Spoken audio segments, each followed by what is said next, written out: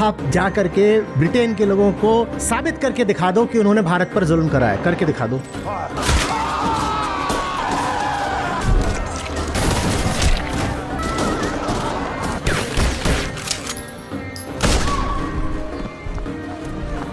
मालूम है वहाँ क्या चलता है? आप हैरान रह जाओगे। ब्रिटेन में पहली बात तो जो कॉलोनियल हिस्ट्री है वो पढ़ाई नहीं जाती है बच्चों को, और जब पढ़ाई जाती है तो पता है क्या बोल के पढ़ाई जाती है? हमने भारत पर एहसान करा। भारत एक बहुत ही पिछड़ा हुआ बर्बर देश था और हमारे ऊपर व्हाइट मैन्स बर्डन था। व्हाइट मैन्स बर्डन मतलब जो गोरा आदमी है उसके ऊपर दायित्व तो है कि वो इन अशिक्षित भूरे काले लोगों को जाकर सभ्य करे।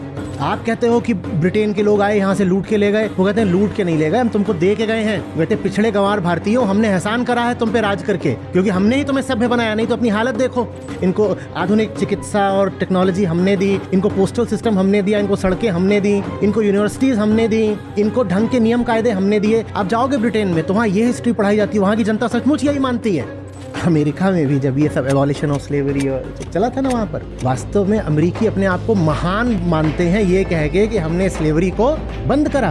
हमारे यहाँ वॉर हुआ, गृह युद्ध हुआ और ये सब करके देखो हमने अपना नुकसान सह करके हमने फाइनली गुलामी की प्रथा, वो प्रथा चला कौन रहा था? तुमने एहसान किस पे किया है? तुमने एहसान किस पर करा है भाई?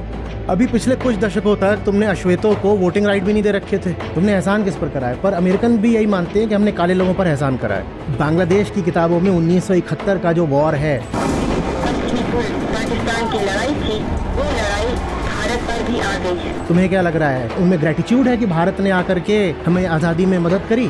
बांग्लादेश की किताबों में 1971 की लड़ाई में भारत बिल्कुल हाशिए पर है, मार्जिन्स में। वो कहते हैं सब लड़ाई हमने खुद ही लड़ ली, मुक्ति वाहिनी थी हमारी, और वो हमारी एक इंडिजिनस स्ट्रगल थी जिससे हमने पाकिस्तान को यहाँ से भगा दिया। भारत ने क्या करा? भारत ने कुछ नहीं करा। तभी तो ऐसा इतिहास पढ़ पढ़ के अब वो तैयार हो रहे हैं कि हमें भारत से अब लड़ाई करनी है, क्योंकि वहाँ की सरकार भी अपने एजेंडा के चलते अपने लोगों को झूठ बोल रही है। उन्हें बता ही नहीं रही कि बांग्लादेश हो ही नहीं सकता था बिना भारत के।